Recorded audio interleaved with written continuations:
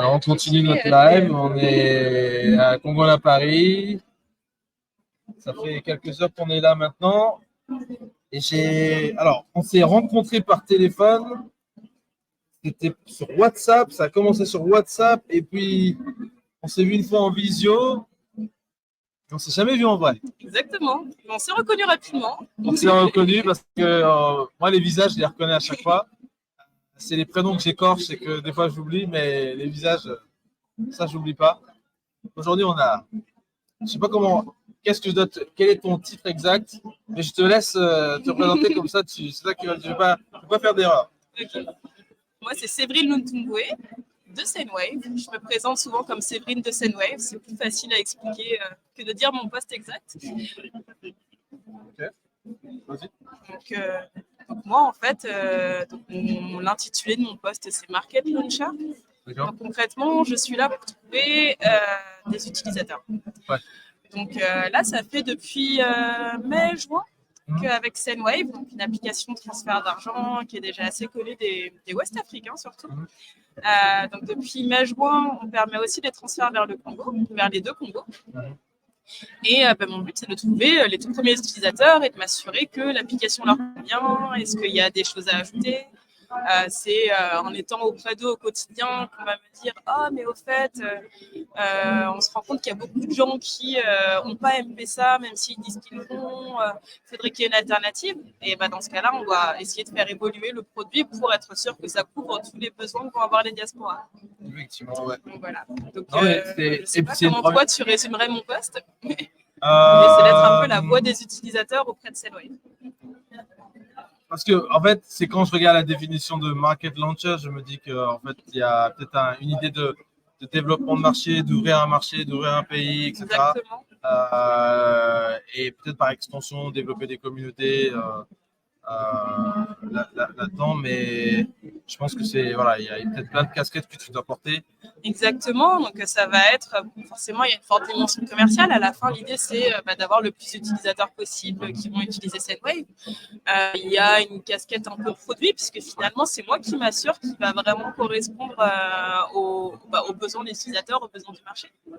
Il y a une partie un petit peu recherche aussi. Donc, je vais dire, au fait, on aimerait bien se faire connaître où est-ce que je peux rencontrer des gens. Et là, on va me dire, il y a un événement qui s'appelle Congo à Paris, il ne faut absolument pas que tu le manques. Je vais demander, mais tiens, au fait, comment vous restez lié à votre pays? On va me dire, tiens, il y a un podcast que j'écoute. Voilà. Ou alors, il y a tel journaliste que je suis, en tout cas, je suis sa chaîne YouTube, etc. Ou ça va être des TikTokers qui pareil, vont faire des analyses comme ça ponctuelles.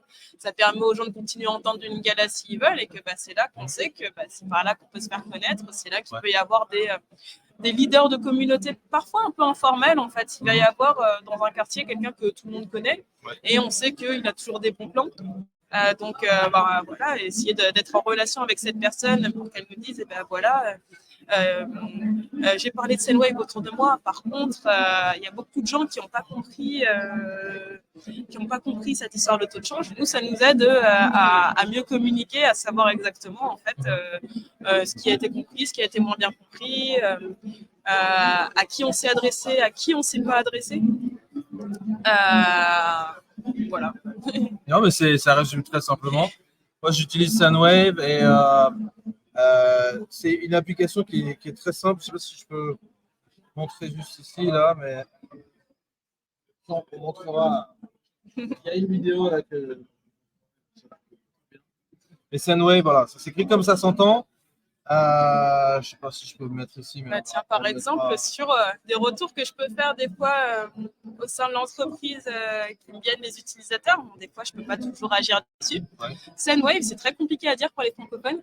D'accord. Et je me rends compte des fois sur le terrain, quand je rencontre des gens, des fois ils ont entendu parler de nous, ils vont dire ah, OneSafe, je vois très bien. OneSafe. Et bon, au moins ils connaissent. Des fois ça va être un peu compliqué à dire. Je sais que. Même moi, des fois, je me plante un petit peu, alors que, a priori... Voilà, Sendwave, pour ceux qui se posent la question comment ça s'écrit. Voilà, au moins, c'est déjà clair. Et voilà, donc au moins, il y en a qui les identifient avec soit la couleur, soit le pingouin, soit Gorou. qui a été, et qui est toujours un de nos ambassadeurs, donc Michel, comédien ivoirien.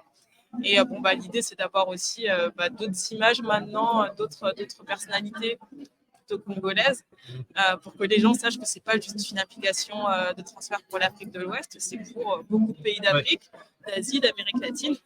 Et... effectivement, il y a plusieurs pays qui sont listés juste pour il y a le Bangladesh, le Brésil, le Cameroun, la Colombie, les deux Congos, Côte d'Ivoire, Gambie, Ghana, Guatemala, Haïti, le Kenya aussi, Maroc, la Thaïlande également, Philippines. Ouais. Donc, il y a quand même il y a beaucoup de choix. Hein. Voilà. Beaucoup de choix. Ça, c'est du travail. Hein. C'est du travail. Et on est beaucoup sur ce travail. Super, super. Donc, première participation, Congo à Paris, quelle impression? Participation à Congo à Paris, vraiment ravi d'être là. Donc j'avoue que j'ai été beaucoup moins à mon stand et du coup on rencontre des personnes un petit peu déçues puisque il n'y a pas beaucoup de gens qui nous connaissaient avant, mais bon du coup ça fait beaucoup de personnes à qui vendre l'application, à qui la faire découvrir. Et ça confirme aussi des choses qu'on savait, c'est que les acteurs traditionnels que je ne vais pas nommer, mais que tout le monde connaît dans les transferts d'argent, sont encore le premier réflexe des gens, alors que ce n'est pas forcément le plus pratique pour eux. Donc, c'est pour ça qu'on existe, en fait, c'est pour faciliter les transferts d'argent et pour proposer une solution. C'est vrai que moi, j'aime beaucoup l'idée de pouvoir envoyer de l'argent sans avoir déjà, à me déplacer, sans avoir à aussi peut-être faire déplacer la personne qui reçoit, qui est destinataire, parce qu'il y a cet élément-là aussi de dire oui, mais je suis à la maison, il faut que j'aille à l'agence pour récupérer, etc.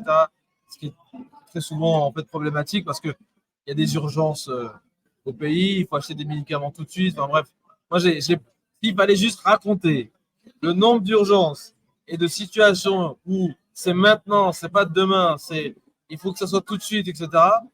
Et quand on voit que des fois, on ne peut pas, avec certains acteurs traditionnels dont tu parlais, que ce n'est pas toujours possible parce qu'on peut peut-être envoyer aujourd'hui, mais c'est pour que ça soit reçu peut-être demain. Et ça, c'est un des soucis que je pense que vous avez résolu avec l'application quand même. Ouais. C'est d'ailleurs un argument que je peux donner des fois. Effectivement, on n'a pas de frais d'envoi.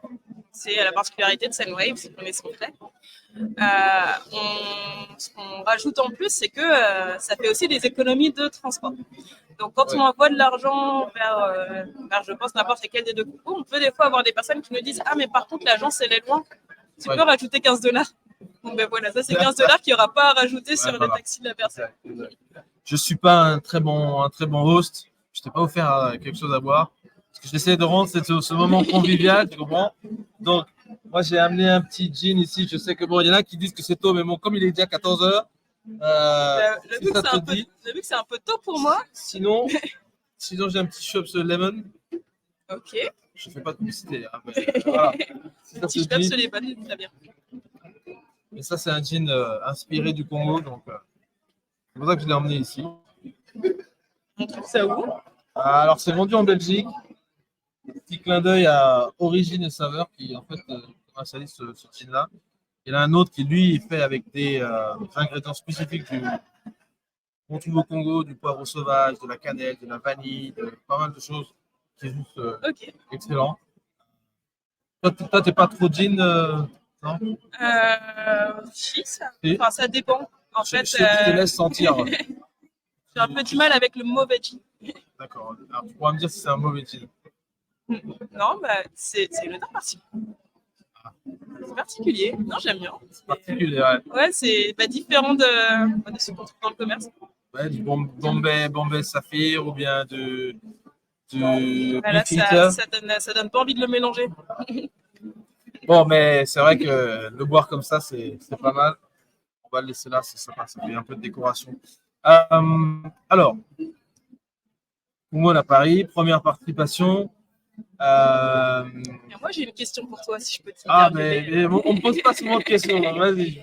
J'aimerais en savoir plus sur la diaspora congolaise du Royaume-Uni.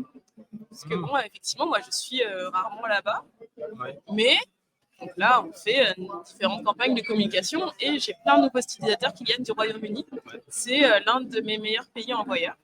Et je n'aurais pas parié dessus. Il y a une forte communauté congolaise au Royaume-Uni? Bah, apparemment, oui. RDC, c'est vrai que moi, je m'en rends compte de plus en plus, surtout que en fait, c'est marrant parce que les Congolais, des fois, on arrive à les identifier par leur allure et par la façon dont. Mais quand on ne voit pas les personnes, on ne peut pas juste dire, tiens, lui, il doit être congolais. Mais en fait, je me suis rendu compte que j'ai des voisins qui sont congolais. Et je m'en suis rendu compte parce que j'entendais du Kofi, j'entendais du Fali. Je me suis dit, c'est quand même étrange. C'est quand même étrange d'entendre. Et puis, effectivement, il y a ma voisine qui si parle étrange que ça, c'est une musique qui s'exporte bien. Hein. J'ai jamais autant entendu de Fali qu'au Sénégal. Kofi, c'est vrai que la musique congolaise, elle s'exporte très bien en Afrique de l'Est, par exemple. Il y a beaucoup de gens qui écoutent la rumba congolaise en Afrique de l'Est, Tanzanie, Kenya et autres. Je crois que c'est un sujet un peu de fascination là-bas. Mais j'étais surpris d'entendre quelqu'un qui mettait de la musique un peu forte et que c'était de la musique congolaise. Il m'a semblé entendre du Werason, il m'a semblé entendre. Parce que là, pour moi, peut-être Fali, c'est peut-être si tu es un peu plus mainstream et c'est peut-être plus accessible. Des gens comme les Werason, il faut quand même un peu connaître aussi. Si tu entends du JB Mpiana, c'est que quand même, soit c'est quelqu'un qui est venu et peut-être qu'il a mis le truc, soit c'est quelqu'un qui. Voilà. Donc, voilà, effectivement, il y a une communauté congolaise de RDC qui est assez présente. Je ne saurais pas te dire les chiffres. Moi, je sais que pour le Congo-Brazza, très très peu. Est-ce que par exemple, il y a des quartiers de Londres qui voient que ça y est, il y a de plus en plus de restaurants congolais qui sont là ou pas encore? Restaurant. Je dis restaurant, mais bon, ça peut être petit commerce. Tu sais que il existe un quartier congolais à Londres, par exemple? Ça, c'est une bonne question, mais il faudrait que je regarde. C'est une très bonne question. Il faudrait que je regarde ça. C'est une très très bonne question. Est-ce qu'il y a des quartiers congolais? Je ne sais pas. Oh, je ne sais pas. Je ne sais absolument pas. Mais en tout cas, ils sont là. J'irai mener mon enquête soi-même. Mais si je trouve, je te dirai. C'est vrai. Qu'est-ce que j'allais te poser comme question? Est-ce que sur le salon, est-ce qu'il y a peut-être des exposants, des personnalités, des profils qui t'ont interpellé, tu te dis tiens, ou des sujets peut-être sur des tables rondes qui t'ont dit tiens, ça c'est des sujets qui m'intéressent bien, il faut que je suive un petit peu ce qui s'y dit? Pas encore. Mais bon, là, c'est parce que du coup, les conférences ont commencé il n'y a pas très longtemps. Ouais. Donc, celle devant laquelle je suis passée, c'était très politique et c'était intéressant. Ouais. Après, ça peut être des choses que je suis beaucoup en ligne. Peut-être tout ce qui va être un peu plus culturel va m'intéresser. Ouais. Parce que par rapport à toute la richesse aussi qu'il y a dans nos pays. Donc, il y a une table ronde. J'aimerais bien du coup qu'en France, on y ait un petit peu plus accès à tous les artistes, créateurs qui existent en fait. En plus, il y en a beaucoup qui sont même en France, mais c'est vrai que je trouve, moi, en tant que congolaise de la diaspora, que je ne suis pas assez exposée, alors que je sais que ça m'intéresserait beaucoup plus. Ouais. Donc, avoir un petit panorama de qui sont les acteurs intéressants et pertinents du moment, c'est ça qui m'intéresserait un petit peu. Ça. Effectivement, c'est vrai que c'est l'opportunité justement que de venir dans des points comme ça où on peut rencontrer des gens qui viennent. Et effectivement, chaque édition, je pense qu'elle est un petit peu différente. Moi, j'avais rencontré Adriana Talancy l'année dernière, qui est créatrice de mode et qui est venue justement présenter sa collection, une de ses collections. Okay. Mais c'est vrai il me semble, pour cette édition, un volet beaucoup plus économique qui est projeté dans cette édition. Pas ce par rapport au thème, hein, quand je vois, par exemple, ici, on va nous parler de comment investir et développer des projets dans un pays avec des challenges d'infrastructure. C'était un petit peu le thème de ce que j'écoutais tout à l'heure. Il y a eu aussi parcours croisé de femmes congolaises, donc des femmes modèles. Alors ça, c'est pas forcément juste économique, mais ça peut être transversal dans différents domaines, que ce soit culturel et autres. Quel accompagnement pour les diasporas, l'inclusion numérique, les ponts entre le Congo et la diaspora. Bon, il y a toujours quelque part un relent un peu économique qui est là. Et puis demain, on va vraiment mettre les pieds dans le plat avec investir au Congo sans quitter l'Europe. la revanche du sol sur le sous-sol, et parler particulièrement de l'agriculture et du secteur minier. Et en dernier, on va parler justement des rôles des industries créatives et culturelles dans la construction de la paix. C'est vrai que c'est des thèmes, moi je ne sais pas trop comment on aborde un thème comme ça. Politique. Ouais, voilà. Parce que la paix, bon, on sait que c'est pas avec un tableau on va faire la guerre, on est d'accord. Mais bon, on peut peut-être apporter la paix avec un dessin, je sais pas. Bon, ça peut apporter une autre perspective. Si l'on problématisait comme ça, c'est qu'il doit y avoir des pistes que nous, on n'arrive pas à s'imaginer encore. Ouais, certainement. Ouais. Et puis il y aura des humoristes, pièces de théâtre, défilés pour le spectacle de clôture. Donc, tout un programme. Si vous n'avez pas encore pris votre billet, vous prenez à Paris, venez. On est encore dedans, on est en plein dedans. Et toi, c'est ton premier Congo à Paris? Moi, c'est mon deuxième, mais mon premier en tant que média. Donc, j'aborde fièrement mon badge presse. Donc, plutôt sympa.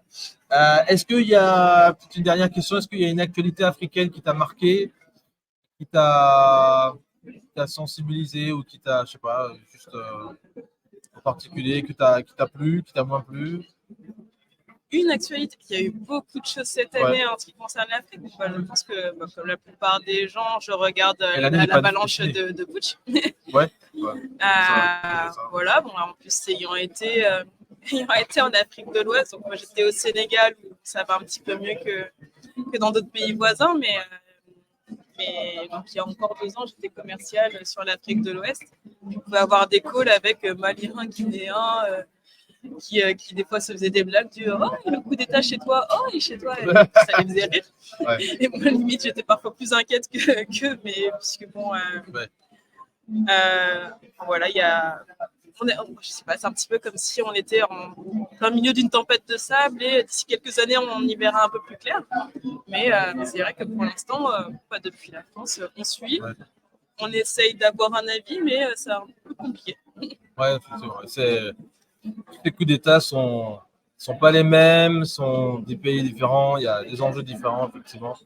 On est là, un peu en spectateur, c'est vrai. Et c'est un peu la question. Je crois qu'il y a des journalistes qui ont posé la question, mais après le Gabon, ça sera qui? Est-ce que ça va continuer en Afrique centrale? Est-ce que ça va se déporter ailleurs? On se tirait boule de gomme, on ne sait pas. Mais on reste attentif, voir si ça ne va pas toucher le Congo, parce que bon.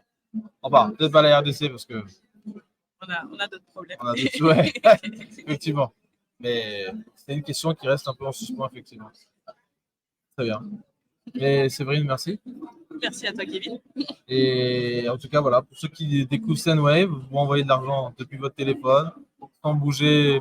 Bon, oui, il faut bouger le petit doigt quand même. Hein, au moins son doigt sur l'écran du téléphone, c'est déjà ça. C'est aussi simple que d'envoyer un SMS.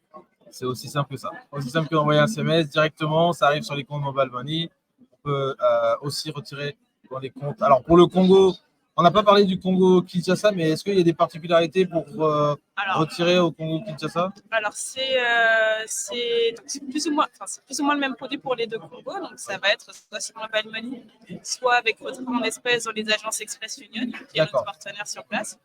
La vraie différence avec le Congo-Kinshasa, c'est qu'il va y avoir un taux de change proposé chaque jour entre euros et dollars.